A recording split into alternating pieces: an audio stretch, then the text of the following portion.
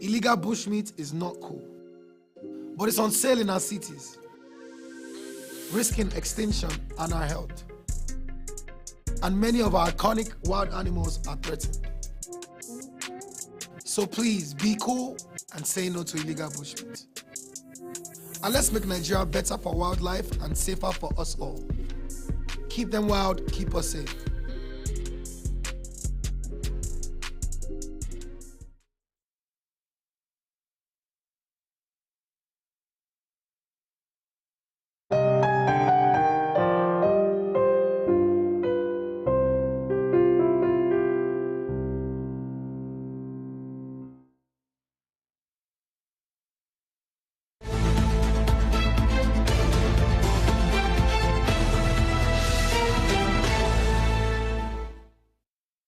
And we are back here to talk about what is happening in the dailies. And it gives me great pleasure to be the one doing this at this time. And it's very instructive for Tunde to know. I'll be taking the punch this morning. All right, moving on. Labour faults federal government's meeting, insist on indefinite strike. Wow. Any fresh meeting won't stop us. That's one of the riders. It is going to be the mother of all strikes, labor unions vow. And another rider, that's on the punch. Federal government says a new meeting date will be announced. TUC asks government to account for subsidy removal savings. Still on the punch for today.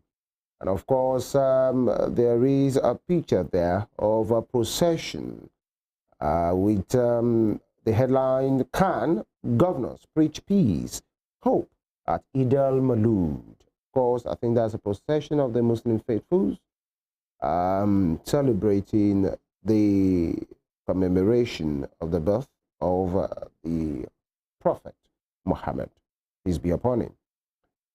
Femi accuses Obasanjo of ridiculing Obas, demands apology. It seems the last has not been had at that issue. That happened at Ishayin almost few weeks ago now, like a week ago, thereabout. Ondo woman kills her husband with pestle. Please. That's bizarre. Absolutely. Pipeline repairs got 35 billion naira in 18 months. Vandalism persists. Report. Who are the vendors? Who are they? What's their endpoint? Where are they getting their backing from? When they vandalize, where are they selling the product or, you know, the infrastructure? These are some of the things that should be investigated and prevented. This has been said over and over and over. So it looks more like this is a business venture for some persons, like a very big one. So it seems the thing is not going down, and so we have to really go in on that as a country. The top strip, debt crisis. Stop tax waivers. IMF tells Nigeria. Right? So many persons have their reservations about the IMF already because they believe they are part of the reasons, possibly some of the advices are why Nigeria is the way we are. But then some would disagree and say that's why we have a leadership. You can be advised from different forum, different quarters, but then different fora rather, and different quarters, but then yours is to take the decisions. For debt crisis, stop tax waivers. IMF tells Nigeria. And Afrexim Bank seeks buyers for NNPCL's crude. Chicago academic record, Atiku plans fresh suit against Idowu. Game is on. That will be all from the front page of the Punch for today. I head straight to the Nation newspaper. The Nation newspaper is my first set of headlines where I will take them from, and the big bold caption there says, INEC, insecurity threatens November 11 governorship polls.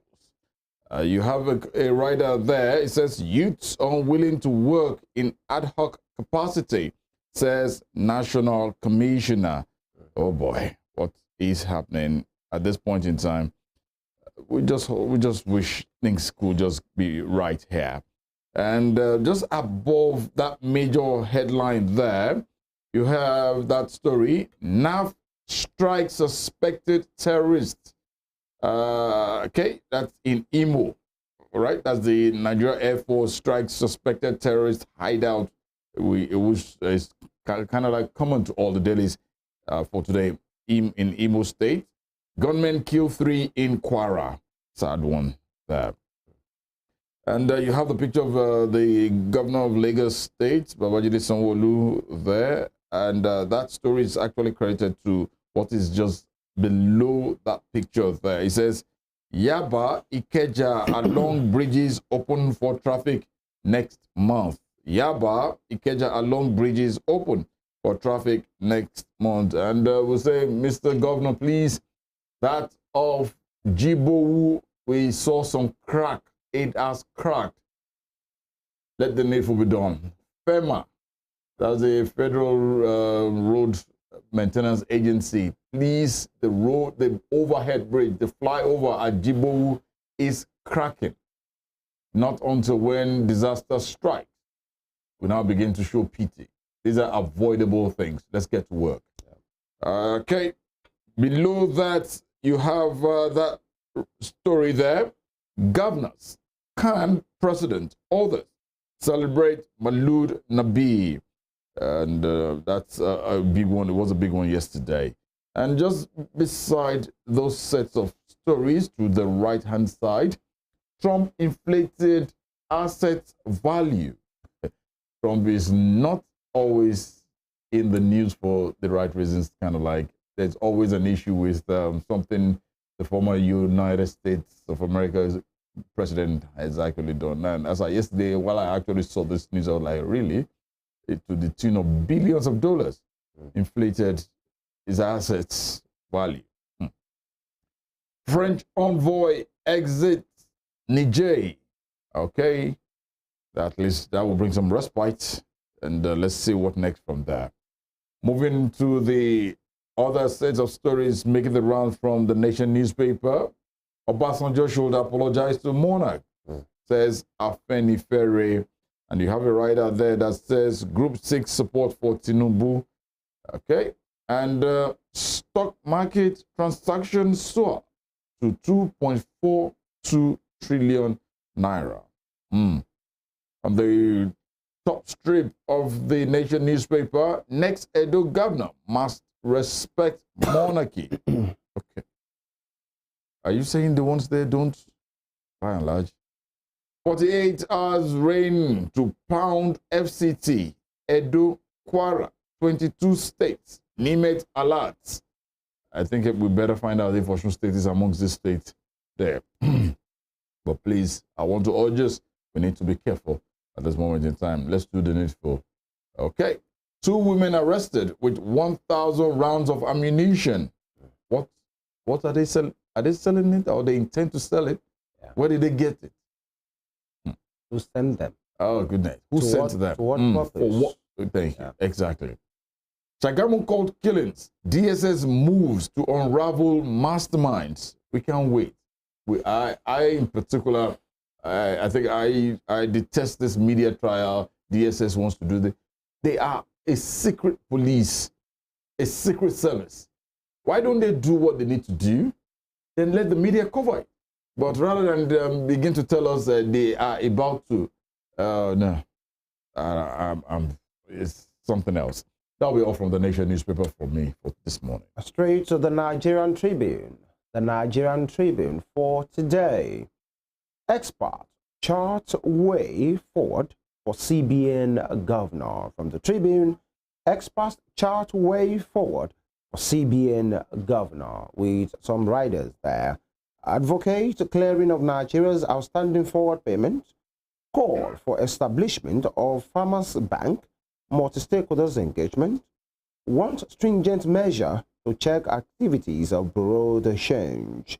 Right, how my mother killed my father with pestle. 12-year-old son narrate. That must have been traumatic. Reps urge federal government to complete 18-year-old abandoned power project in Ondo. Kano governor appoints another 94 social media influencers to cover MDAs. Here we go. Diphtheria outbreak. UNICEF deploys 9.3 million vaccine doses in Nigeria. Okay. Importer Sean Lagos Ibadan cargo rail over double handling charges. Talking about the ease of doing business. That's very condemnable if that is the case. Issues now resolved. NRC. That's good to know. And red line rail to be completed December. Sanwo-Olu. Insecurity will not stop Imo Kogi governorship elections. INEC. Good to know. Of course, still on the Nigerian Tribune, how state caucuses stalled incorporation of standing committees. Speaker, how state caucuses stalled the incorporation of standing committees. Speaker, I think that should be at the House of Representatives. Of course, that's it for the front page of the Nigerian Tribune for today. Daily Independent is next that I have with me here, and virtually they all carry the same headlines but different way it was stated. Let's just reel through them. Afenifere asks Obasanjo to apologize publicly to monarchs. Tax Southwest governors undone for socio-economic development. Okay. Then the picture of Muslim faithfuls yesterday celebrating the Eid al-Maulud. All these are from the front page of Daily Independent newspaper. Moving further down a bit, Rep Speaker, the governors, PDP urge prayers over Nigeria's challenges. We still must believe in prayers up in here. Further down, DSS appoints Afunaya Pioneer Director of newly established DPRSC. Congratulations to the former spokesman of DSS there. And is he former now? I kind of like he's been moved to the level of new, a director of a new one of these. He's done so well. He speaks quite a whole lot anytime. And looking at other stories on the just on the left strip of the newspaper, Biden nominates 2 Nigerians into advisory councils. This is something that I was discussing with our producer. That probably one of these days we'll look at how good Nigerians are. The American president has just appointed 2 Nigerian Americans at this moment in time into advisory council. And I look at it that, wow, Nigeria is blessed with quite a whole lot of intellectuals. I think there's no doubt about that. If for you to get good, intellectual, honestly, talented, extraordinary, if only the atmosphere would be suitable for everybody to really get to that full-fledged potential of theirs and to exhibit what they have in them. There's never been doubt about the abundance in every sector, from anthropology to zoology. That means from A to Z. Because I look at it, for you to be able to get into to work with the U.S. president, that means you're exceptional. Definitely something extraordinary. Honestly. Definitely. Boy, congratulations to the 2. Congratulations to the 2. Yeah. NAS budget stagnant for 13 years despite inflation. NAS budget stagnant for 13 years despite inflation. That's credited to the Speaker of the House of Representatives, Honorable Tajuddin Abbas, speaking there. Sanwo-Olu orders contractor to deliver red line rail before end of 2023. Oh, it was the blue line rail, now the red line rail. Yeah. Wow. That's Lagos. Cosmopolitan. It's supposed to be a center of excellence. Supposed to, isn't it? Supposed to. It can get better. It is, of course. When you talk about excellent means excellent. There are some pictures, some videos you see, especially this raining season, and then you have everything. So you understand what I'm saying? I get you. It should be really excellent. Because, but then they are far ahead, far above many states. Okay, NavJet destroys IPOB ESN hideout in Imo and in Anambra. Well done. Customs, DSS synergize to intensify onslaught against smugglers. Okay, let's go straight to the top strip of that same daily for today. Nimet can't compel pilots to comply with weather advisory. That's credited to the DG. NIME can't compel pilots to comply with weather advisory. Of course, they should be able to know when they can fly and when they shouldn't fly. Tribunal affirms Nwifuru's election as Ebonyi governor. And the writer to that story says, governor asks challenger to drop further litigations. That will be all from the pages of Daily Independent newspaper for today. All right, from one daily to the other daily, the Daily Times is the next paper for us to take a review of. The Daily Times, 2023, was selling Muslim ticket in Plateau State. That's coming from Wase. What we went through, selling Muslim ticket in Plateau State, Wase. With riders, we were treated like a leper. Of course, when you make a decision, you take everything that comes with it. It was like squeezing water out of stone. Okay?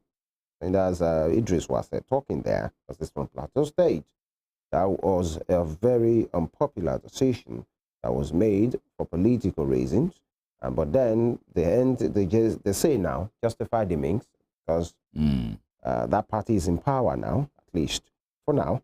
And you have that bold picture there of operatives of Lagos State Traffic Management Agency, LASMA, averting fire disaster as petrol-loaded truck gets stuck around Ojodo Synagogue Church in the Ikotun area of Lagos State. And I think that's a good one because it was said that a tanker got stuck and, couldn't move again. But then, there are some persons who sometimes are what you could term to be as smart as they think they are.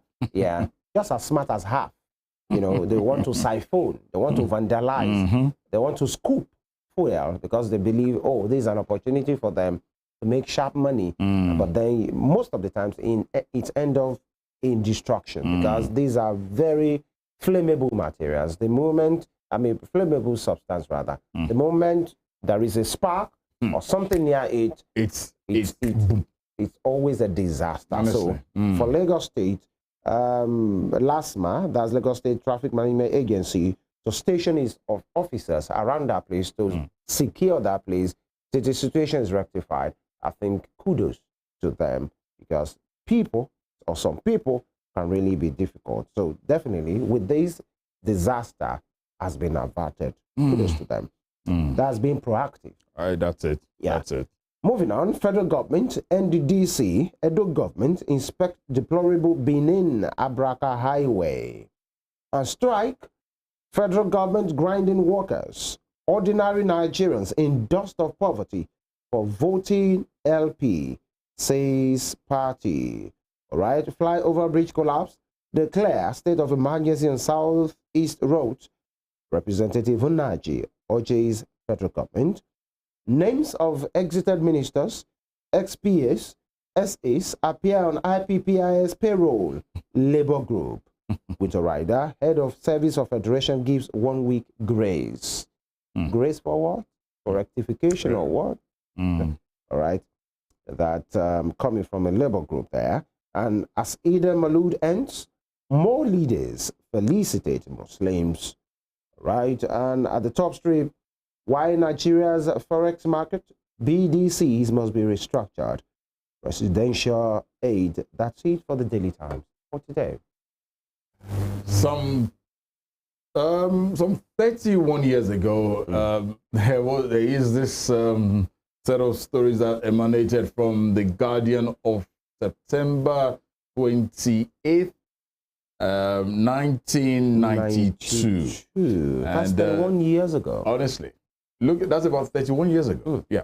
Looking at that newspaper, first of all, look at the color separation, the color combination. It's all black and white. Black and white, of course. But looking at what we have today, it's still black and white, though, but a little bit more clearer and what have you. Now, this is more colorful. More colorful. Beyond black and white. Yeah, that's it. And looking at what you have on your screen today, the Guardian of September 28, 1992 there. Can you check the price, the cost? It's Throwback Thursday. And how much is that? Yeah. 3 naira. 1, 2, 3 Nigerian naira. As of 1992. Today, I think it's about 200, 300 naira. It's been a while I bought papers. Everybody tends to read from online now. But I don't know how this got so bad. If this had been sold at 3 naira, then I know most of us then probably still complained that it was the value of the 3 naira. Yeah. But by and large, let's check out some of the stories we have from the pages of the Guardian of 31 years ago, and because it's a throwback Thursday or Morning Spring for today, you have varsities to get 14.7 billion naira in 3 years, and the writer there says firms to pay education tax. Is that happening today? IFAD loans $62 million to Nigerian, Sierra Leonean farmers. Okay, and guess who is in that picture that you can see? The man wearing the military attire there. Of course. Okay, you see, okay. Former President Ibrahim Badamasi Babangida and the United States Ambassador to Nigeria there, Mr. Williams Lassie Swing.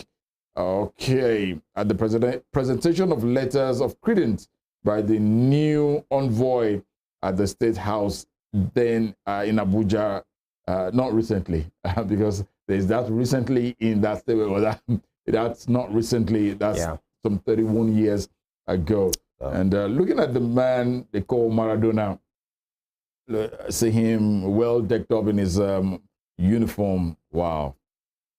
31 years ago. Other stories there. Gaya sad over unfulfilled campaign promises. That's the former Kano State governor speaking there 31 years ago. Nigeria tops the list of health fund contributors. But where are we today? We are the health contributors. Ukwal's withdrawal from Nigeria threatens shipping policy. Are they still here? I'm not really sure. But by and large, that's what you can get from the pages of the Punch newspaper for today. See what it looks like. It is amazing.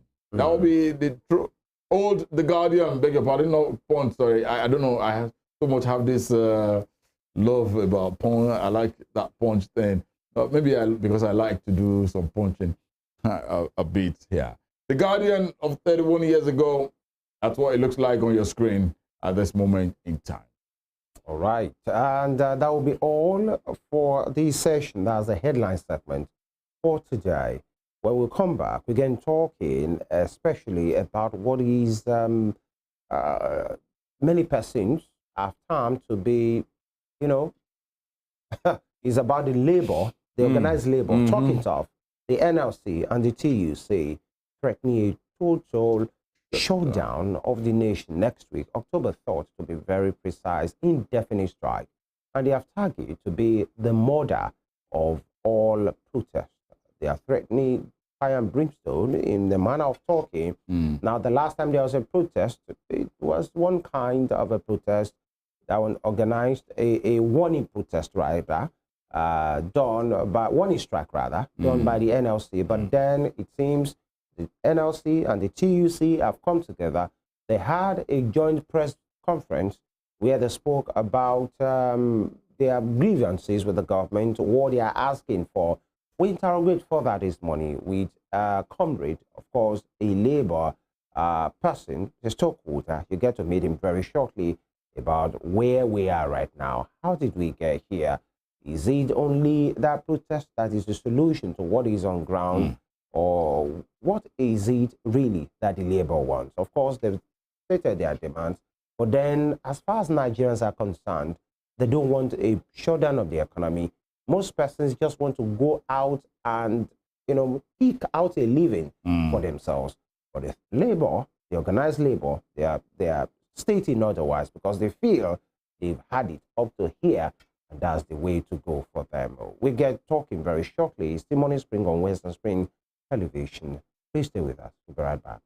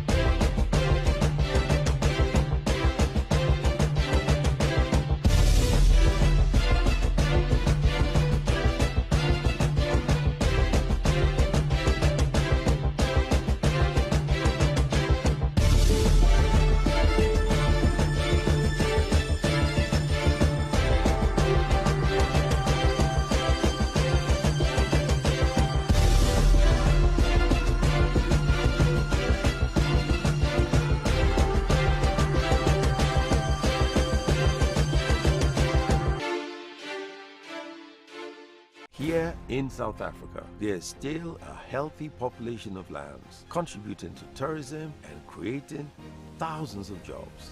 Sadly, in Nigeria, we have less than 50 lions left in the wild. Imagine if we could help their numbers recover and we become a wildlife tourist destination. So let's protect our lions because poaching steals from us all.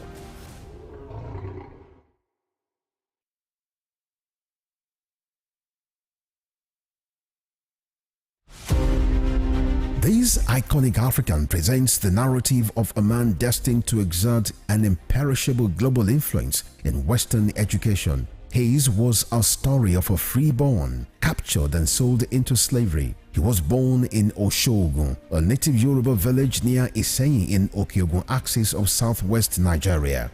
Samuel Ajayi Crowther was the foundation student of Fora Bay College, Sierra Leone, the foremost university where the pioneer set of native Africans were educated. Samuel Ajayi Crowther's greatest contribution to humanity was his translation of the Holy Bible into the Yoruba language. The man who authored the Yoruba dictionary was also credited with the translation of English classic hymns into Yoruba and the Ekwere languages. Samuel Ajayi Crowther's private residence in Badagry, incidentally, the first story building in Nigeria, is an archival museum dedicated to the memory of Africa's first bishop. Western Spring Television identifies Samuel Ajayi Crowther as a watershed character in history.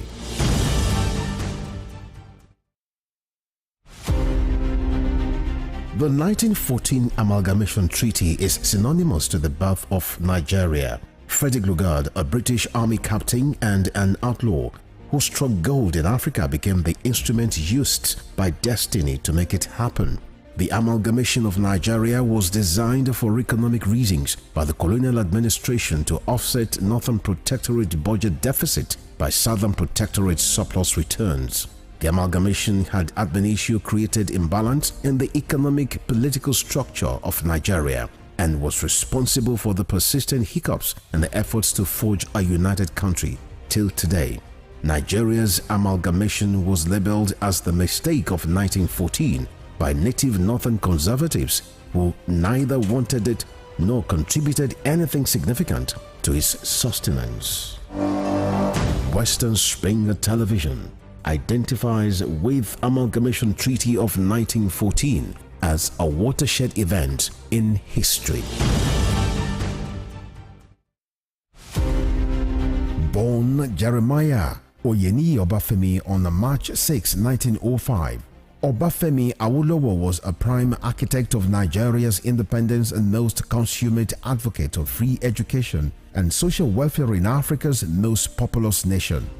Erudite politician, thinker and philosopher, Awo was fondly addressed by associates and political colleagues, brought his unique attributes to bear on governance in the defunct Western region. He administered as leader of government business and the premier between 1955 and 1958. Obafemi Awolowo's premiership witnessed pioneering in the multi-sectoral policy initiatives and execution. The Western region under his administration paraded several enviable records. First television station in Africa, first real estate in Nigeria, first high-rise building in Nigeria, first modern sports stadium in Nigeria, first agricultural settlement in Nigeria, first modern civil service secretariat in Nigeria, and first industrial estate in Nigeria. His face is on 100 naira denomination as a mark of honor for his distinguished services to his country. Western Spring Television identifies Obafemi Awolowo as a major character in history.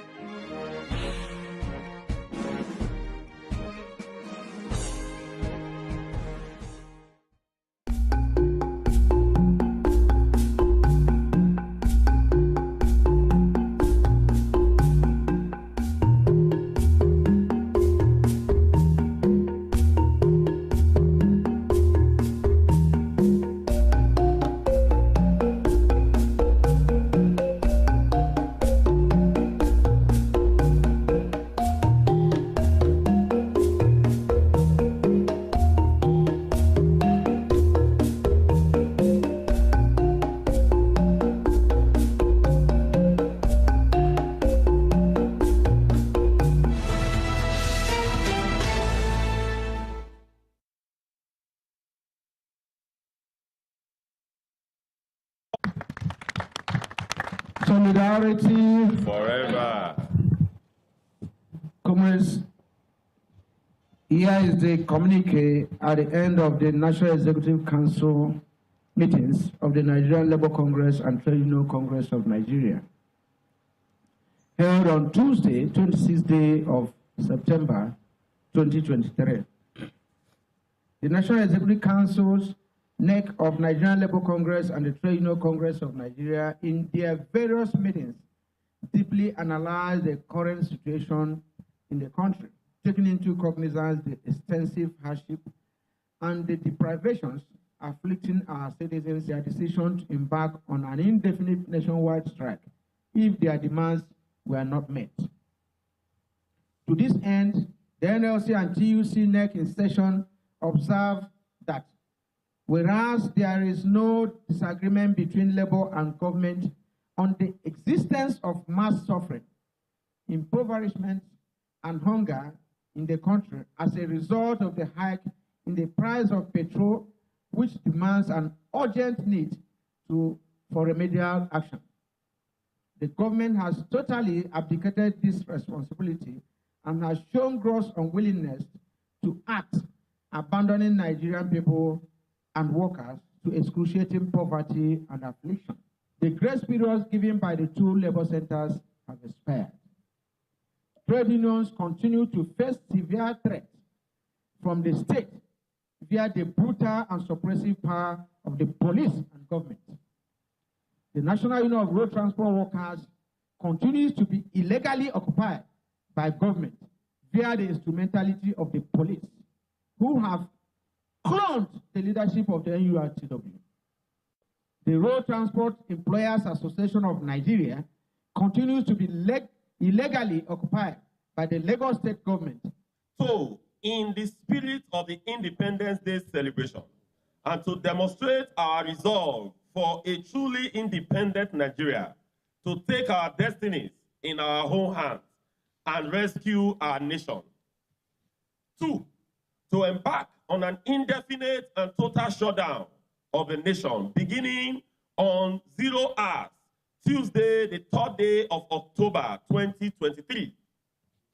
3, to direct all workers in Nigeria to withdraw their services from their respective workplaces commencing from the 3rd of October 2023. 4, to direct all affiliates and state councils to immediately start mobilizing accordingly for action to organize street protests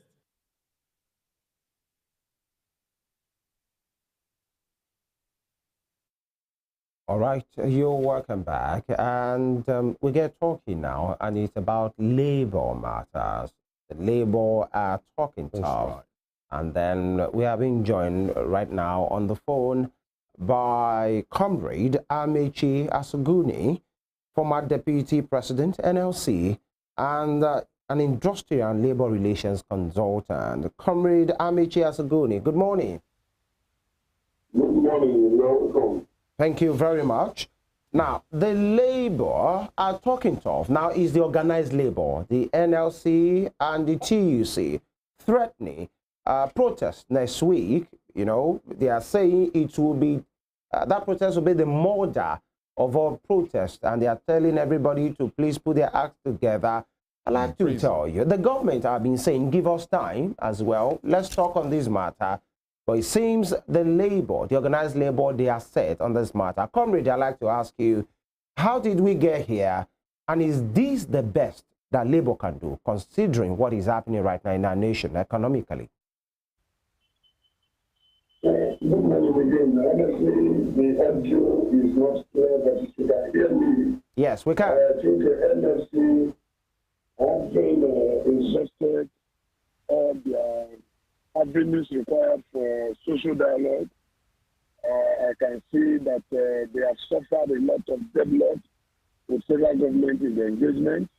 You remember there was a time they proceeded on a warning protest, and that also graduated to 2 days warning strike. Federal government also has been advised to be concrete in its planning before meeting. I think the strategy they are using in engaging labor this time is very weak. The strategy they are adopting as their best is not actually satisfactory, because labor is coming from the point of almost being frustrated with the policy of federal government. You know, when a policy is already serving hardship to the people, it's not like you are negotiating to introduce a policy. And the removal of subsidy, as we have seen, has come with to some of us, we are not shocked, but it's eating deep, not just on workers, but the generality of Nigerians. And it has affected grossly almost every commodity in the market. And therefore, the issue of strike is just a second avenue of still seeking for attention. Because strike is not an option of staying away from dialogue. It's just a way of telling you that so far they are not satisfied. Record up to date is not proving more or less seriousness on the part of federal government. And I think we still have up to Monday to address this matter. If Mr. President will take advantage of the Independence Day to make certain pronouncements in collaboration with the labor, I think they may have backed that side. All right, Comrade, is there a possibility to still meet with the federal government? I'm talking about labor. Is there a possibility they can still meet with the federal government and probably this can be resolved? Or labor? Or do you think labor is adamant and just ready to hit the road? Again, I am straining to hear you. Are you referring to possibility of labor meeting with federal government to address the issue? Yes, once again before probably October 3. Of course, as a matter of fact, 24 hours is enough room to adapt to such action. Because the action was never proposed to suffer the economy. Action was proposed to draw the attention of federal government to do the needful to the extent that if not addressing the entire demand, at least some of the significant demands should be seen to gaining attention. That will command certain confidence on the side of labor. Because now the sincerity is playing out, the labor have, to them, they have suffered lack of adequate attention to their demands. The issue raised, promises made by government, they have not implemented anyone. government also, we know, has also proven that subsidy may not be the only subject matter they have at hand to address the Nigerians. So you can see there must be a middle ground to actually create that balance that, okay, we prioritize subsidy removal consequence. We also prioritize other issues. But if you address one economy, one sector of the economy and leave the other, it will still affect the entire worker. But government needs more strategy to actually move to labor that they are not neglecting them. I think they can do so between now and Monday. And the solution eventually will be evident to all Nigerians. All right. Comrade ASUGWUNI, tell me, many persons feel, okay, maybe labor has their grievances, they've even reeled it out over and over, but they've said it seems the government are disenchanted, or possibly the labor itself, they feel the government is not serious about this matter, and the labor minister, Mr. Lalong, has said, give us more time. We are not shying away from negotiation, and we will, you know, do what is right at the appropriate time. But then labor, the organized labor, went ahead to pick a date, October 3rd. Some of their grievances has to do with things that has to, the pains caused by the removal of the subsidy on fuel. But then there are some other challenges. In the video we played earlier, the labor leader, NLC leader, Mr. Joe Ajero, was saying some of the challenges are what is happening in Lagos, the NURTW or the RTN palaver happening there. Many things to talk about. Yes, maybe duly so or maybe duly not. The question I want to ask right now is, considering the economy of our nation, many persons that are still struggling to feed, many persons that if actually they don't go out, they can't feed themselves. Joesu, they are saying they are going along. That's the joint health workers. They are part of these things. Considering our health situation, can we afford this if this protest goes ahead by October 3rd as a nation? Yes, I think there is no responsible movement that does not consider the effect of its action on the nation. But I think what Labour is saying now is that government has used their strength to remove subsidies, but are afraid to use that same strength to provide solutions. And therefore, the only action they can take that will send message to government that they are also an important section of Nigeria is to go on strike. Don't forget, this announcement was made on the 29th of May. And when you can't do July, August, September, you agree with me that you have counted 4 months. So when people say labor is losing patience, they may not be missing it. Because if you have waited for these 4 months and government has not implemented part of what we promised, apart from the palliative, which labor has also queried the modalities for implementation. And those palliatives are looking to temper, considering the effect of the action of social. So I think, yes, we agree the action of health insurance in the economy, especially when TUC and NSC is collectively proceeding in this very action. I am very sure it will impact negatively.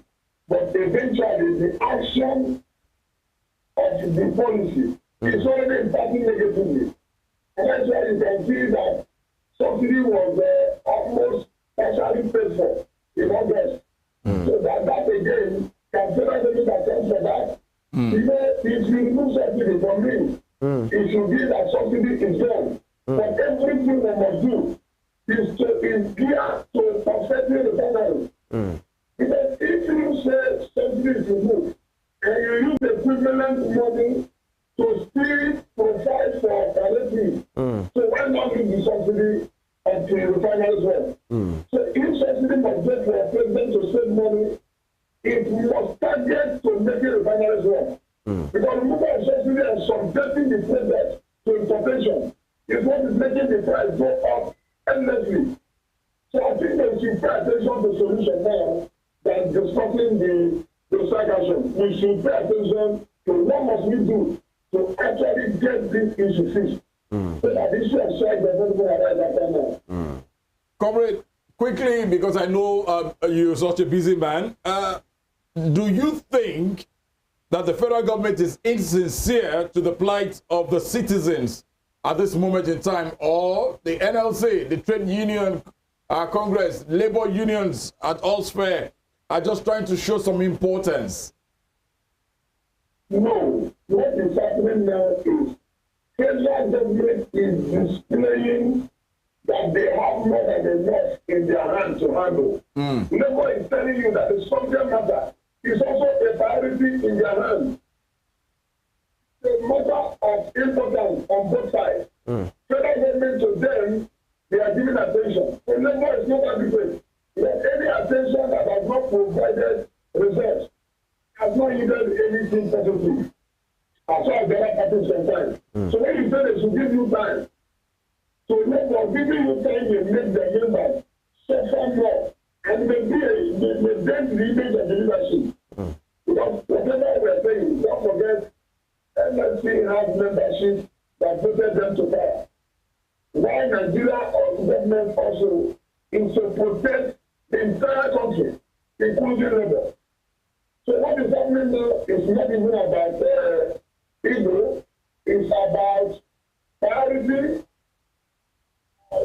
telling the preference of the nation, and then where do they put this very matter of labor? Because it's important to also know why is federal government not doing enough with regard to provision of alternatives that will pushing the effect of the hardship inflation. Look at Lagos now. The Job Commission raise station to enable the public, at least it will mitigate the cost of transport. Where is it happening again in Nigeria? So some are the things that Labour may want to see. Even though it's a long-term program, let them see the short-term measures being put in place so that they trust to even wait for the longer-term program to actually come to effect. So the way the meeting is going is like upon the beginning of every meeting, they already know that the end will be fruitless. And it's not too good for engagement. All right. Comrade, let's look at this before we allow you to go. Do you think the government has what it takes? When I talk about the government, the federal government, and possibly the state government as well, to accede to do what is necessary, considering the economic situation in town, the revenue situation of the government? Do you think the government has what it takes to take care, to tackle sincerely the financial aspect of these grievances of the NLC? Do you think we have what it takes as a nation? Yes, I think if I may refer to Mr. President, he has what it takes. Looking at the appointments he has carried out so far, he has made some strategic selection of expertise, and you can see some of his trips. It's not just traveling out of the country for casual visits. They are sensitive and economic boost related meetings. So I want to believe that Mr. President, for this first 100 days in office, has shown commitment of a good driver that went to kickstart the nation. So issue of, I don't want to dabble into competence, because I believe by the grace of God, for Nigerians who have voted him as president, there must be some reasonable trace of competence, and I want to believe combining efforts, because this is the first time the president summoned governors within 50 days in office to talk about how to push in effect of subsidy removal. But not minding the political parties they actually came from. That kind of boldness is what we saw that government can also employ to respond to labor demands and get answers by the private person. All right, comrade, I wasn't talking about the competence of the president. I was talking about, do you think as a labor person, you are part of the leadership at some point, and once a comrade is always a comrade, that do you think Nigeria has the financial ability, the government has the financial ability to take care of this demand, the financial aspect of the demands of the labor unions? That's what I'm referring to. Do you think the money is there? Completely. Completely. Nigeria has the capacity. The only thing we do is that you must prioritize them and set them as agenda. One of the problems we have suffered in this country is that we have not legitimized our agenda for our economic growth. Nigeria has capacity as a nation. The resources that endow us is enough to address our challenges, and that is why the excessive spending, once you control what is going out wastefully, you can use them rightly for the right people. I believe the economy of Nigeria is strong and can be stronger when we manage. All right. All right. By and large, comrade, we'd like to thank you most sincerely for your time. I know you're such a busy man, but in the course of what this looks like, we would always love to get across to you. Thank you so much. We have been speaking with Comrade AMECHI ASUGWUNI, former Deputy President of the Nigeria Labour Congress, and also an industrial and labor relations consultant. Do enjoy the rest of your day, sir. Thank you. It's still morning spring. The conversation continues at this moment in time because we want to thoroughly delve into what the planned shutdown of the economy by labor, as they have stated. Hey, when I saw that, I had to go look into my account and said, we need to stock up food, we need to buy fuel, we need to buy. But it might seem funny, but I know labor have always said that this is the only language the federal government understands. What does this portend for the common man? How can we get out of this quagmire in which we are? It's not just Nigeria. It's a common thing all over the world. We'll take a short break at this moment in time. When we return, we will be joined live in the studio by another comrade. Please stay with us.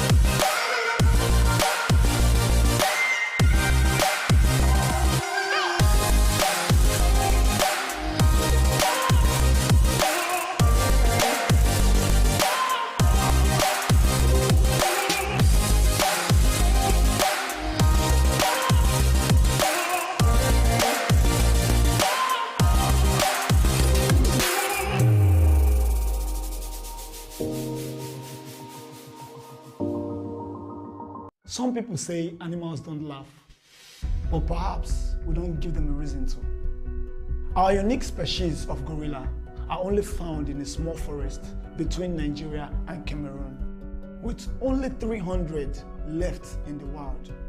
We cannot afford to lose even one. traps and snares used in catching bushmeat often kills or injures gorillas too, driving them to extinction.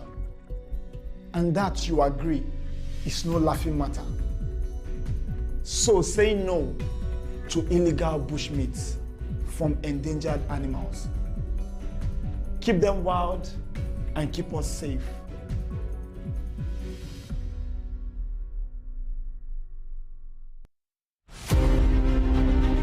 The Berlin Conference of 1884 defined the configuration of Africa, which hitherto existed as a continent of multiple kingdoms and empires under native rulers. The conference, otherwise referred to as Congo Conference, regulated European colonization and trade in Africa as initiated by German leader Otto von Bismarck. The Berlin Conference is often called the Scramble.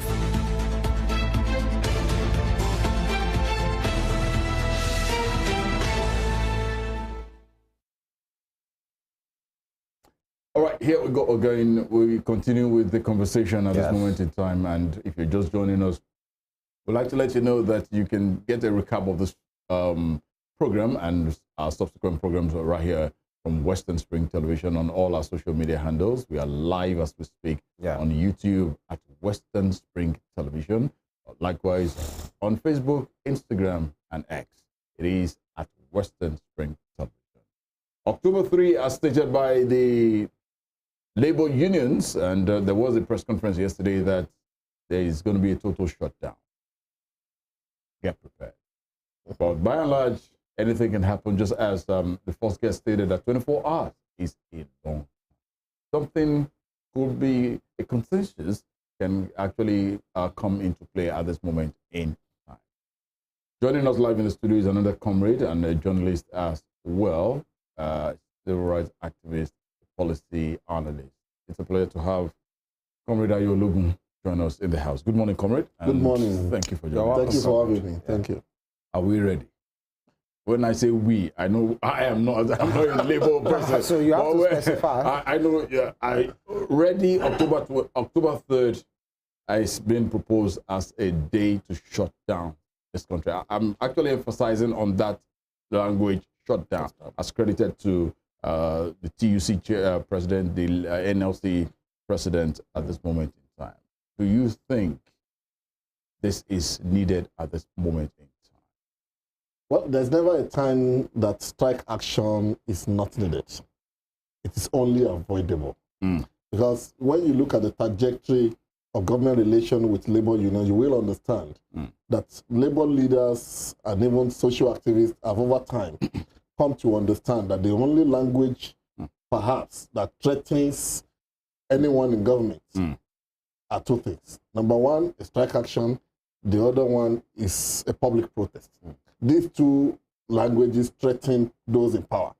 But the two are also avoidable. In the person of activism, that's what we call the the three C's. We have what we call consultation, we have what we call consolidation, then we have what we call confrontation. Consultation started the moment the president of the country announced the subsidy has been removed, because that's the crux of the whole thing.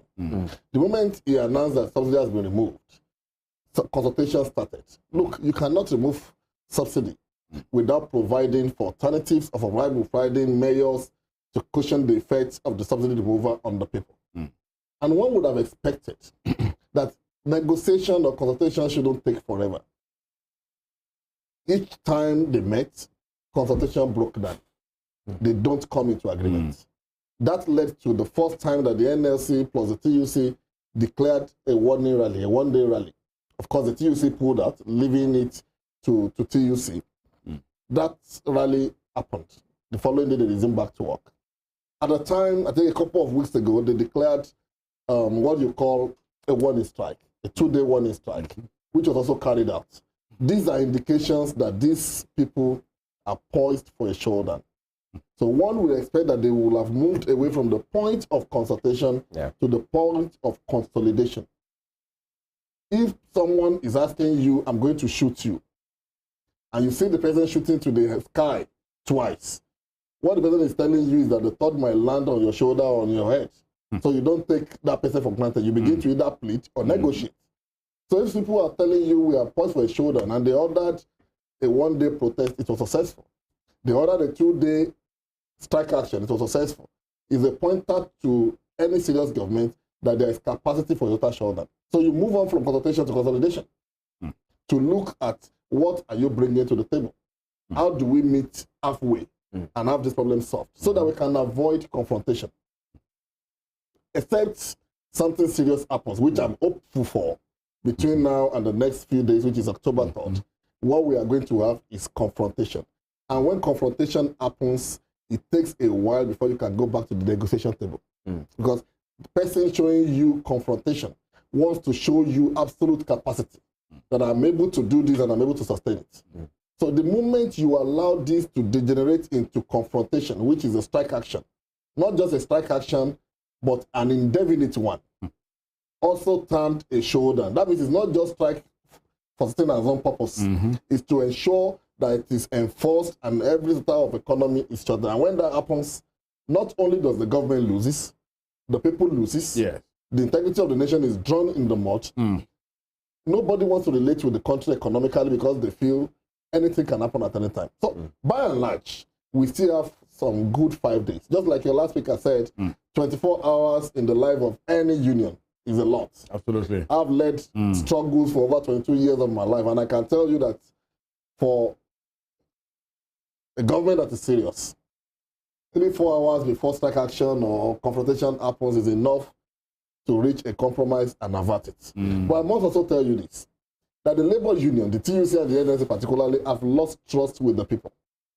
So they are also at this time very careful of going into a negotiation that will further dent their image. That is the leadership. And I'm saying this because I know that that's what happens to leaders of struggles like this. They have lost faith with the people. People are beginning to say, oh, the seriousness is not serious, the thing is not serious. So they know that this is an attempt to further blackmail them. So if they do not have a concrete agreement with the federal government at this time, and they avert this strike, coming back 2-3 weeks or a month after to call for another strike will simply means losing it all. So they either get it right now or be ready for a total showdown. All right. Now, if push comes to shove now on this matter, we hope it doesn't happen. We hope as Nigerian that, or as Nigerians rather, things will be rectified and permanently before that time, because it's not just about going to negotiation table, promises are made, things are signed, and then after 2-3 weeks, you are back to say, here we go, things are not done. Nigerians don't want to have that again. But then, that's why I say, if push comes to shove, the NLC and the TUC, organized labor, are calling what will happen, if it does happen, by October 3rd, the mother of all protests, meaning they will go all out and ground everything. In fact, the airport, they have talked about some infrastructures. The NUPENG are saying, the national leader, the president of NUPENG has said, whatever the NLC says, they are going to do, meaning they are going to stop distribution of fuel, meaning there will be blackouts. The electricity workers, it seems they are in on this matter. Sure, absolutely. Joe Hesu, I'll be speaking, that's the joint health workers are saying we are in on this matter, talking about the health sector as well. So where does this leave Nigeria? Is there a way these things can be done if actually it happens that it will be carried out without the nation? Now, people will not go to work, maybe that's fine, but there are some persons that they only earn on a daily. If the ecosystem is disrupted, things will go bad. Are we not calling for war to go out of hand at this time? And can we afford it? I'm talking about the people at this time. There's nothing the people cannot afford. Yoruba to say, Kideba Nikayeri. It is only what has not happened that you prevent. A total shutdown? If the total shutdown comes, we will outlive it. But it will be a call to everyone. Look, there's what we call organic protests. All the NLC and the TUC and all these union, affiliation union you said this to do is to shut down as being threatened. When that happens, and you and I, of course, there won't be reason to be here. So if you and I cannot afford to buy fuel into our vehicles to move from point A to the other, and sitting at home is not an option because there's no electricity to watch or to wash clothes or to cook, and there's no fuel to buy. Even when you have money, you cannot even buy fuel into generator to power. So sitting at home is not an option. Going out is not an option.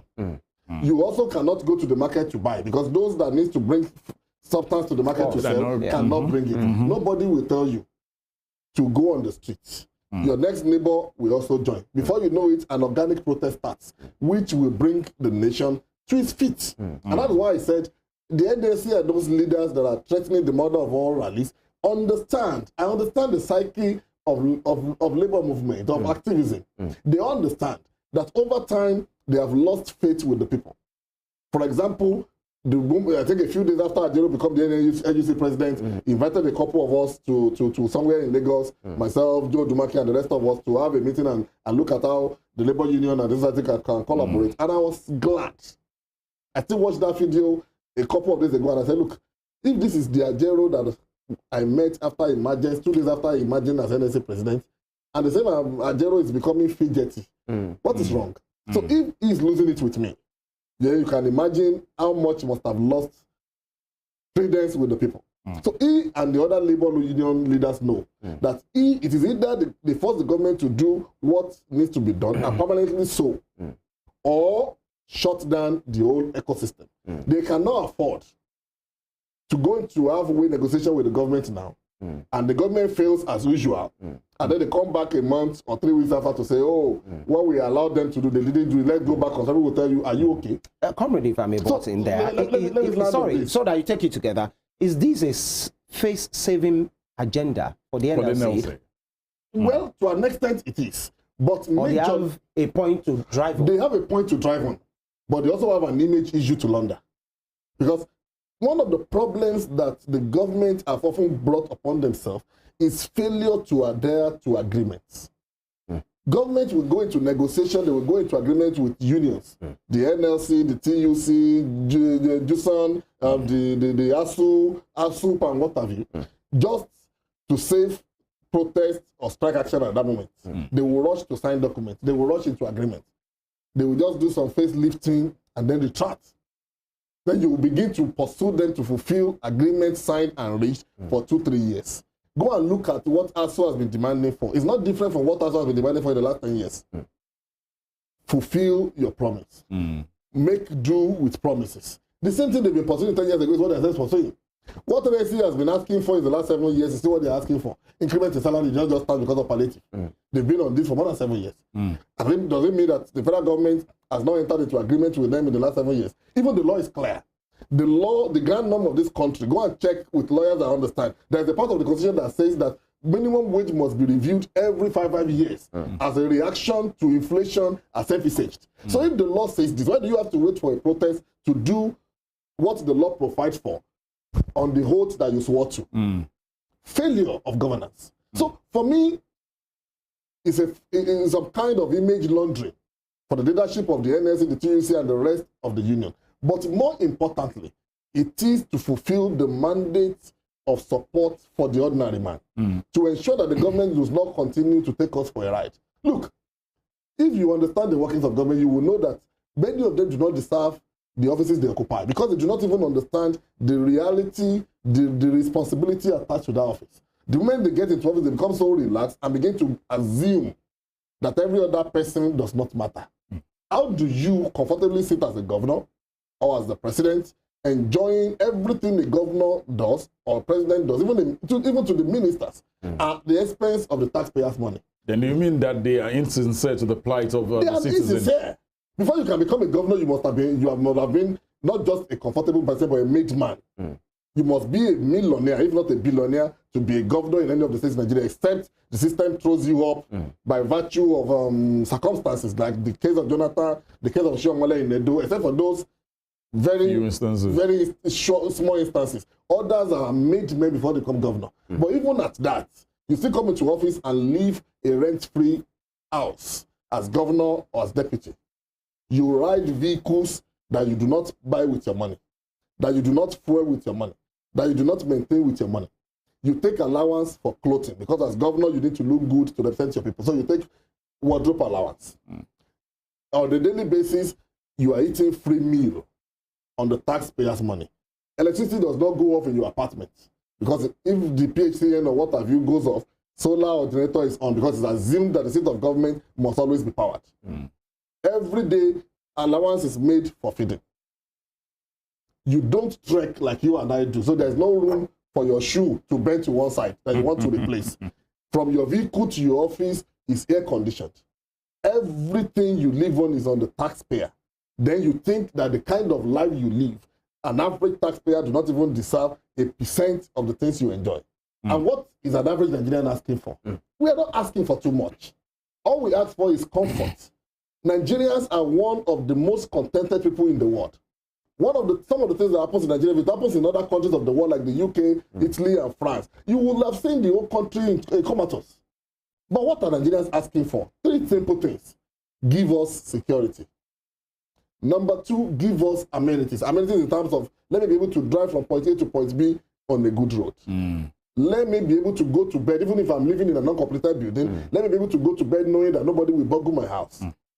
What am I asking for? When I work, pay me my wages. When I retire, pay me my pension and other statutory allowances. When my children goes to school, protect them. That is all that an average Nigerian is looking for. An average Nigerian is not asking government for car loan. This is what people in the UK enjoy. This is what people in America enjoy. This is what people in Germany and Italy enjoy. An average German can go and stage a protest because he feels his what was it called? His mortgage for car is not paid. I don't even have mortgage for food in Nigeria, let alone car. So if Nigerians are so contented and are asking for too much, what does it cost to give to them the basic things of life? And yet, I keep saying this, there was no reason. It's not the point of discussion, but that is my view. There is no reason why subsidies should have been removed in the first place. What needed to be removed was the corruption in the subsidy system. Nigerians deserve that oil should be subsidized. We are producers of oil. Except the statistical exchange, we are the 7th highest producer of crude oil in the world. So why should we not be able to use the same fuel that God has endowed us with at the minutest cost? Go to Saudi Arabia. Every Saudi Arabian is entitled to a house built for them by the government on the proceeds of the money made from oil. So why are we different? So the only thing that concerns you and I is this fuel of it. That's the only subsidy that you and I can enjoy without minding class or position. Because the rich and the poor can buy at the same rate.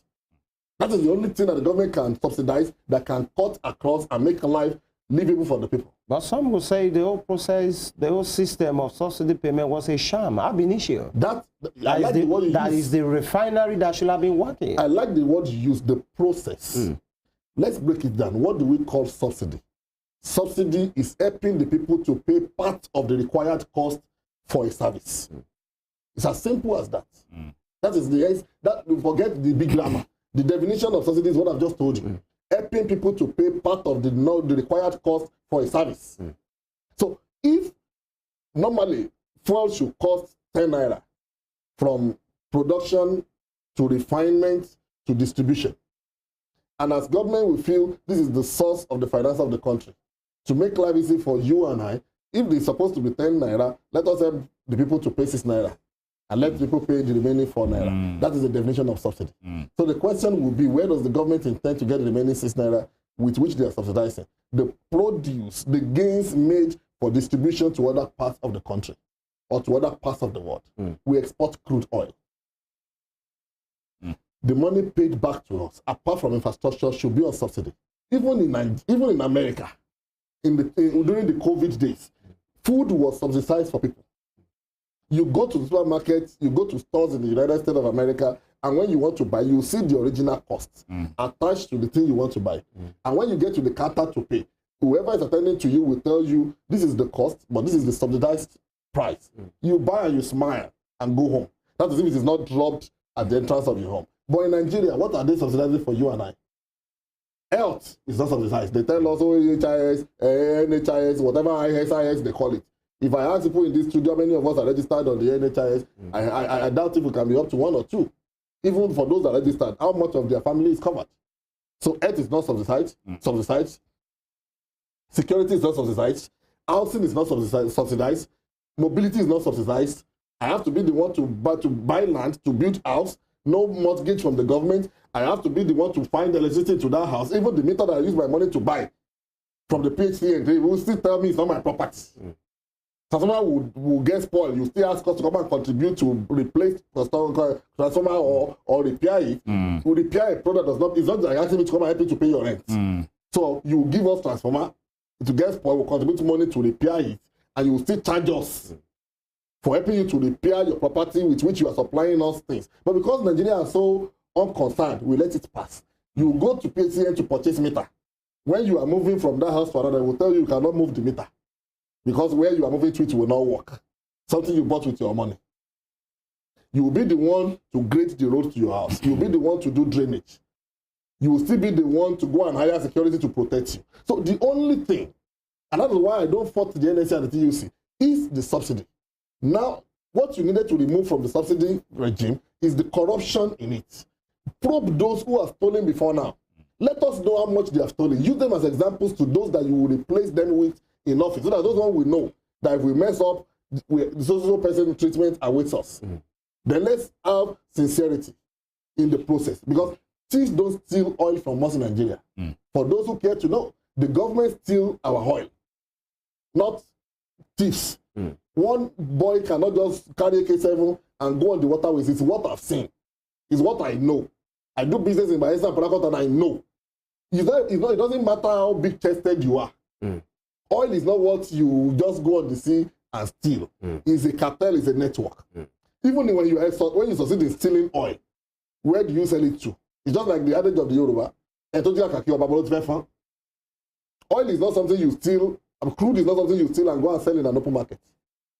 You will need contact of governments in other places to be able to sell those products. Because companies that will buy from you in Qatar, that will buy from you in Germany, are being daily monitored by their governments. How crude comes into them, how much they refine, what it goes. It's only in Nigeria we don't have record. So if you are not in government, you cannot steal oil.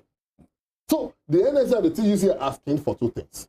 Number one, telling the government you needed not to have removed subsidy in the first place, because that is the only common patrimony. And now you've removed it, we agree. There must be measures that will make life easy for the people, despite the removal of subsidy. And that does not only stop with the NSA and the TUC. You and I also need to ask questions. The 2 billion naira that has been given to our governors, it is 5, they call it 2. Whether it is 2 or 5, like they will say, it is between them and God. But the 2 billion that you have even accepted, you collected, how has it been expended? Let somebody not just come and tell us, we are planning. If it takes you years to plan, when will you execute? You have gotten 2 billion, it's running into 2 months now. Do you need 2 months to use to expend 2 billion on the people? These are questions that demand answers. Well, let's come a little bit to this proposed shutdown. But you know, the NLC president had actually said, no matter what, even if the court says no, halt this, they won't stop this shutdown. Can the court stop this process? Look, we should understand this. The only court that arbitrates in labor matters is the industrial court. Yes. And the industrial court arbitrates between employer and employees. There's a language they use. Employer and employees disagreement, dispute. This is not a dispute. So it's what? It's not a dispute. It's not a matter of I'm not coming to work, you want me to come to work. It is a national thing. It is a national thing. A number of those unions that are part of the that are planning to be a part of the NSC, TUC showdown are not government-prone unions. They are not. For example, the Electricity Workers Union are not responsible to the government. Don't forget that sector has been privatized. So they are not responsible to government. So if you go take them to court, they are not employees of the federal government. That the industrial court will arbitrate in between. It's only if their employer, the discos and what have you, take them to court for wanting to go on strike now that we can have issues. But if their employers do not take them to court, the government does not have a say. Number two, in every matter, national security and national welfare supersedes whatever disputes. Look, we are going to lose so much, no doubt about that. As soon as the strike, I hope it is averted. But when it happens, you and I will lose. the country will lose. Yes, I was about to say that. But what does this look like important for the common man? Let me take your mind back to what it looks like. Okay. Maybe the under 18, under 20-year-old might not understand. But if you were around here in 1993, that's the closest scenario. If you were around here in 1993 during the MKO Abiola saga, that the whole country was brought on its knee, you will understand. Number one, you will have money, you won't have anything to buy it with. Number two, when you are able to even buy one or two things at very expensive costs. When you now exhaust that little that is in your pocket, because I can already hear people telling me, I will go to bank and withdraw my money and keep at home. Don't forget that as you are keeping at home, some boys in your street are also watching. Oh my goodness. And they'll come and bubble your house and collect. So one of the things we should understand is that if there's a total shutdown as they are planning, there will be rise in insecurity. Because thieves also know that banks will shut down. So they know that people will have rushed to bank to collect money to keep at home. So they will begin to visit homes, to also boggle their homes and carry out robbery to collect the little they have. So even the ones you thought you have collected that can last you, just so that the strike action does not last for too long. You will use the little money you have in your hand to buy at exorbitant prices. By the time you exhaust that money, you cannot even go to bank to collect more money to buy at higher prices. So you go back hungry. This will not have to do with class. If you say you have one bag of rice at a time and say, oh, let them do strike for 2 months. This bag of rice will be enough for me and my family. By the time your neighbors begin to ask you for one Congo and one thing, you will understand that one bag will not be sustainable. You are a very religious person. I mean, you want to worship God. By the time you trek from Agombelewo to Okefia to go and worship God on Monday, Tuesday, and on Sunday, the following Sunday, nobody will tell you to stay at home. And you know that staying at home will cost you more. Because, of course, it's for those of us that are fathers, you know that the longer the children stay at home, the longer they consume. That's one of the reasons we want to quickly push them to school. Because once they eat breakfast, they eat in school, then dinner. But when they are at home after breakfast, God help you, by 10 a.m., they will come and be doing daddy, mommy. You buy snacks. By 1 p.m., they will be the one to remind you, are we not going to prepare lunch? By 4 or 5, they're asking for another thing. That does not mean they will go to bed early. Because they've not done anything the day to exhaust them, to make them sleep. They will not sleep until 11, 12. That's when you will realize that one bottle of whatever cereal you have at home will not last a week. So it's going to be at a very high cost on us as a people. But the government will lose more. The government will lose integrity. The government will lose facilitation of investment. Because I cannot be an investor and see that your system is shut down and bring my money to come and invest. The government people too will not have anybody to serve them. That's what they enjoy. They want to enter into office in money and everybody is saying, Your Excellency. Your Excellency. Everybody is banging feet on the floor. Which civil servant will clean your office? Which civil servant will welcome you to office? What happens to the oil that we have? How do you sell even the crude? Because the people that are in charge of the process have gone on strike. When you even import, how do you distribute? So every one of us will suffer if this is done. But it will push the government to do more because there will be instantaneous reaction. For as long as the strike action lasts, they hire the number of people that will enter the streets for protest. When that happens, the government knows the implication. So that is why I hope between now and October 3rd is still a long time, a very long time, for governments to do the needful, reach agreements, and begin to show commitment to those agreements so that the strike action and the total shutdown can be averted by October 3rd, or else we're all in for it. All right. What you have painted now is a very dark kind of scenario because, you know, shutdown, and it's looking like a loss-loss situation. Now, you said the closest thing that looks like what the closest thing rather to what you are painting possibly is the June 12, 1993 scenario. I remember the 2012 situation, Occupy Nigeria situation too, was not a very good one. But then, if the government is losing, the people are losing. If that happens with the protest bill for October 3rd, who gains? People gain. How so? Because the government is forced. If somebody is at the hospital, they'll be forced to withdraw them. If they die, who gains? Of course, those are losses. Those are collateral losses. In war, that can be retrieved. They cannot be. That's why they are called collateral damages. Even in war, there are collateral damages. That's why we say we all lose. But at the same time, it is to our gain. When you fight a war, you lose lives, you lose properties. But the essence of war most time is to gain sovereignty. But this is not a war. This is not a war, but it's near a war situation. Because by the time all of this starts, God forbid, it's not even God forbid. I don't like all this prayer of God forbid. That's the reality. Life will be lost. Because people that are at the point of death at the hospital will not have doctors to attend to them. There's no necessity to power life-saving machines. They are gone. People will still have accidents. It's not God forbid. Accidents will happen.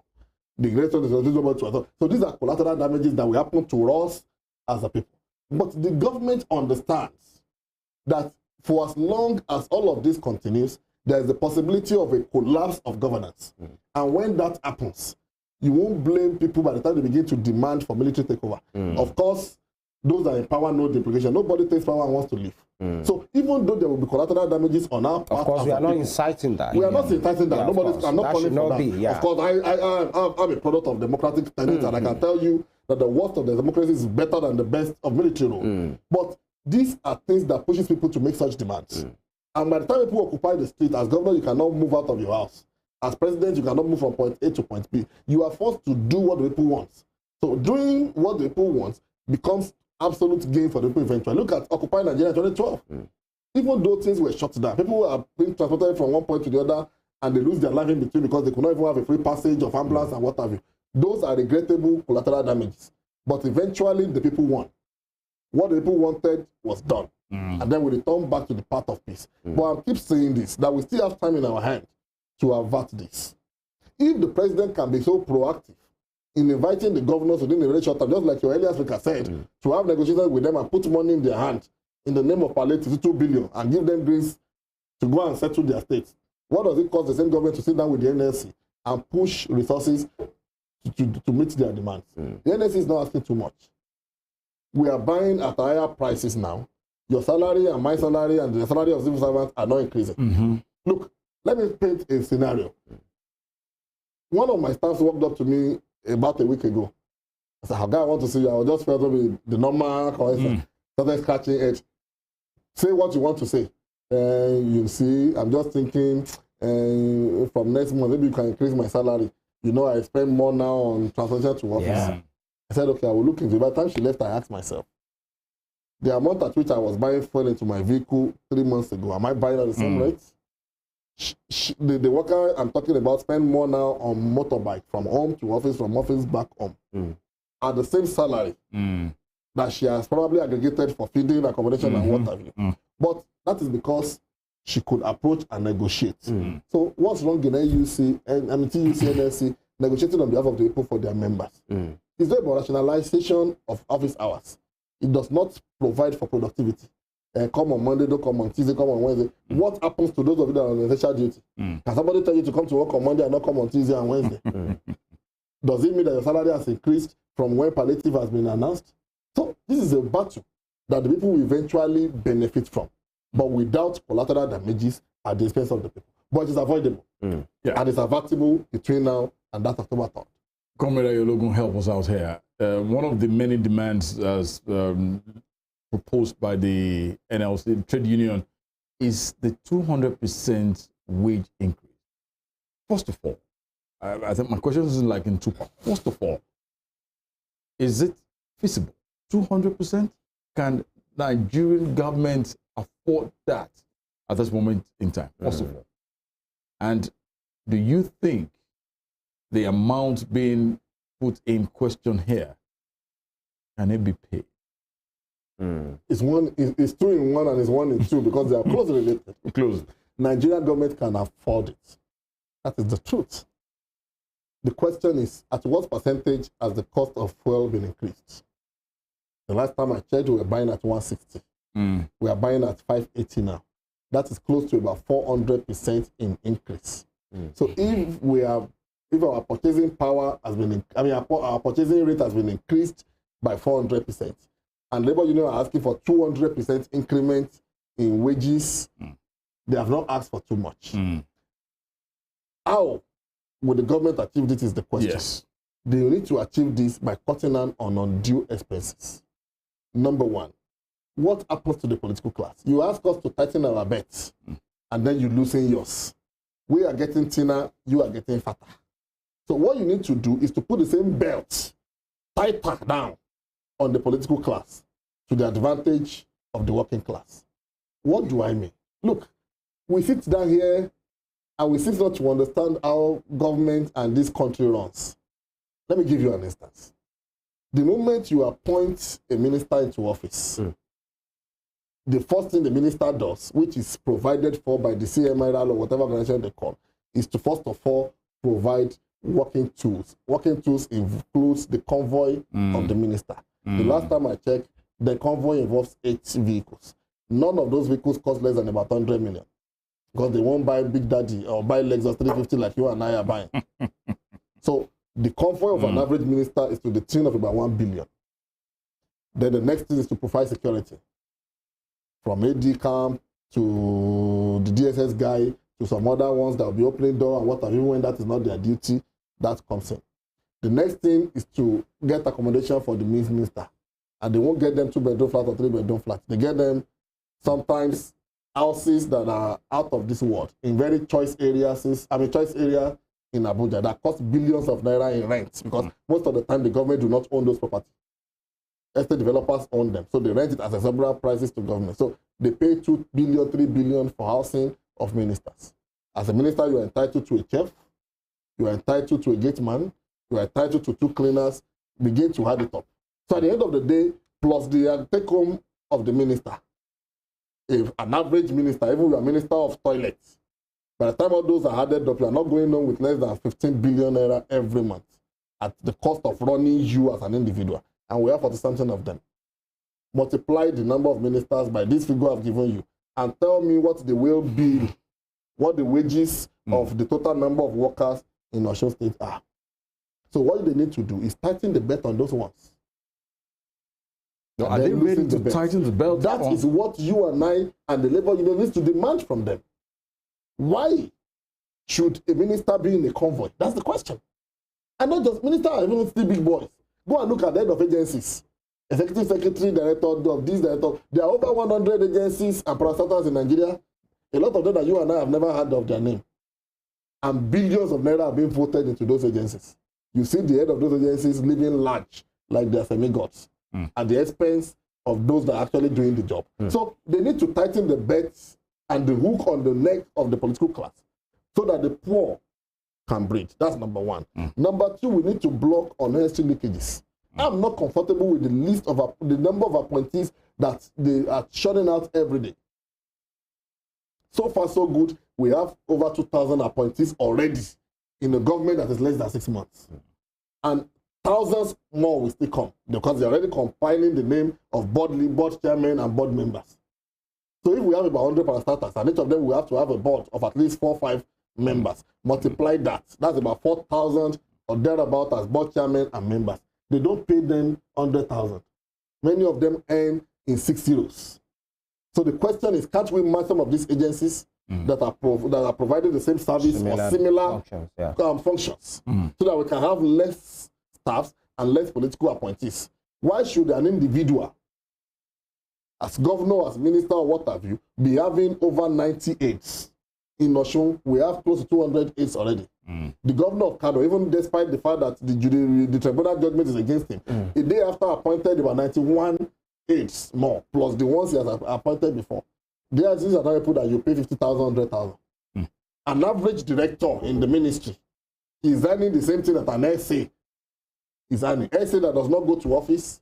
Many of them do not even know which ministry the appointment is under. They stay at home. What they want to see is alert. And the director in office that carries file, that understand the running of government, that helps the government to run, is earning less or the same amount with an SA that is doing nothing.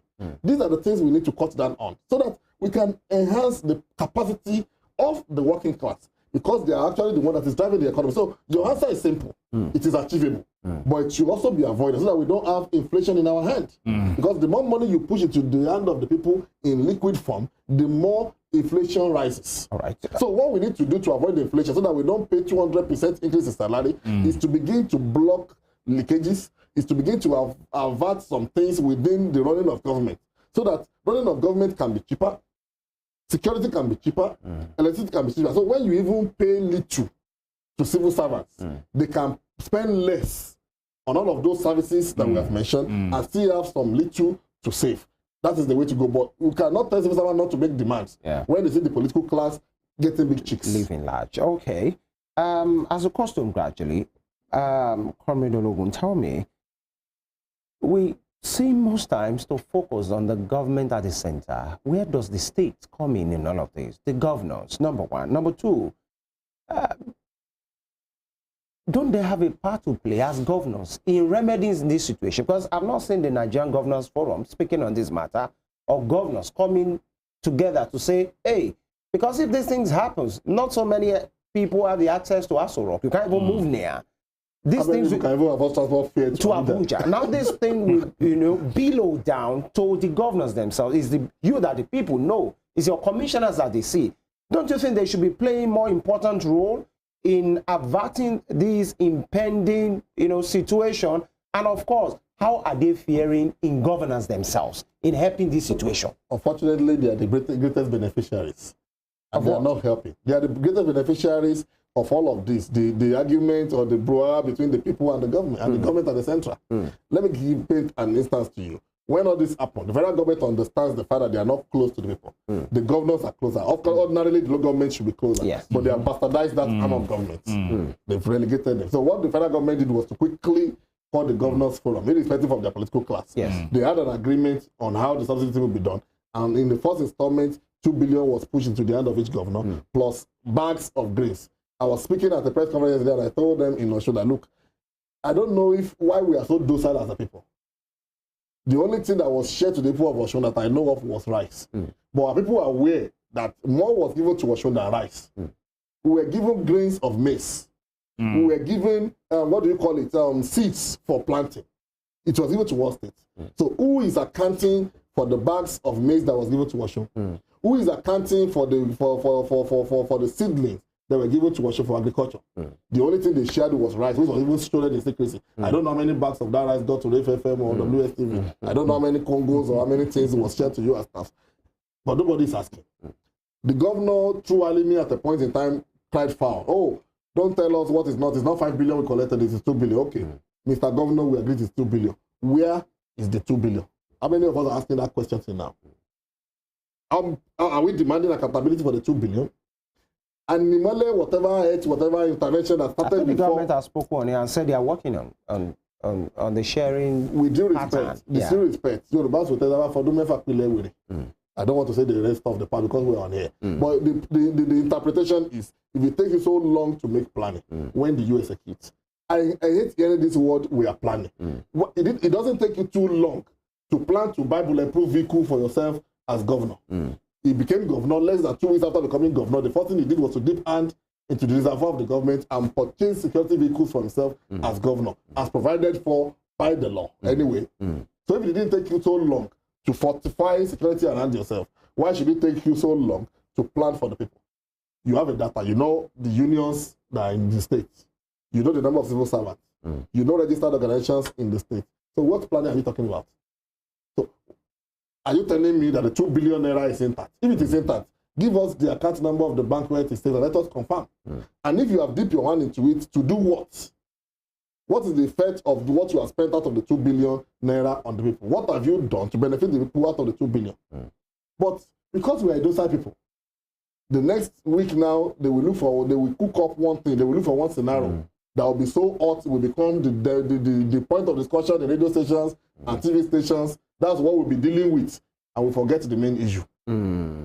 The question is, are we asking questions now? The 14 billion naira that was allegedly left behind by the previous government, have we demanded for accountability of how it was spent? In the history of Osun State, quote me, and I stand by it, the allocation that Osun has gotten in the last 4 months is the highest we have ever gotten in the history of Osun State since creation.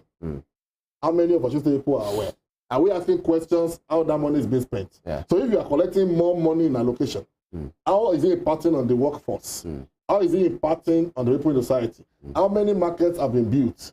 How many roads have been rehabilitated? Then the next thing you want to tell us, because that's the way you get money, is you want to build flyover bridges. That's the thing now for them. You know, comrade, some will say, you used a very strong word that when you say docile, some will take exceptions to that and say, okay, maybe that's not the way we are maybe some other persons are talking, on the matter. But it's good to, I spoke about the role of the NGF, Governors Forum, in coming together. That's not existed any longer. It's still there as a body. It's there as a body, but they are not efficient as they used to be. Cast your mind back to the days of AMECHI and the former Jonah Jang, former governor, as chairman and vice chairman of the Governors Forum. In the days of Kojo Ewela as Minister of Finance, you know what the Governors Forum did with her. Cast your mind back to the days of Femi, former governor of Ekiti State, as the chairman of the Governors Forum. Even if I ask you, who is the chairman of the Governors Forum now? Who knows him? I think it's Abdurrazak. Abdurrahman. Governor of Kwara State. Yeah. Okay. Thank God. You know because you are a journalist. How many people know? And what is the functionality of the office? We'll have to just pull a break here on this matter. We sincerely hope this is averted. We'll try to interrogate what, it's not looking good at all with what has been painted, what the NLC and the TUC are saying. For the first time in a long time, they are coming together to issue something. And but the good news is the fact that, just like COMRADE has said, and COMRADE ASUGWUNI that we spoke to earlier, and say, we still have a long time to avert these, and it should not be something of just promise and then retracting on the promise, and then the organized labor having to come back on the matter. COMRADE OLOGUN, civil rights activist, thank you for coming today. Thank you very much, and of course, I want to say big and sincere thank you to the COMRADE we spoke with earlier, COMRADE ASUGWUNI, who was a deputy, deputy president of the NLC before, and a consultant on labor matters. Thank you as well, distinguished viewers, for being with us today. We hope something very important and permanent, concrete, will be done to avert this, because all we want to do as Nigerians is just to have a good time. We are hardworking people, and we want to enjoy the rewards of the labor, and we are talking about labor matters right now. God helping us, we'll be back tomorrow for the TGIF edition on this program. Please do well to follow us on our social media platforms, on X, on Facebook, and on Instagram at Western Spring Television, and we are live on YouTube as well. You can have a recap of this program on our YouTube channel at Western Spring Television. Femi Ojo is my name. God bless Nigeria. Thank you most sincerely for being there, and to the entire guests who have been here today. We appreciate you. Tunde Idowu is my name. We'll see you tomorrow. Bye for now. I will not temper justice with mercy. Don't beg me. Who is that arrogant homo sapien that was part of the production process of bringing this infinitesimal being into this wicked world? Who is that? Barrister, see here. Now the man will give me belly 5 days ago. Now be this. Now the girl papa na see am. We get no set up with that one now. That's not how they behave. Why be say anybody carry belly go find somebody accused? That's not accuse the video. Now I won't accuse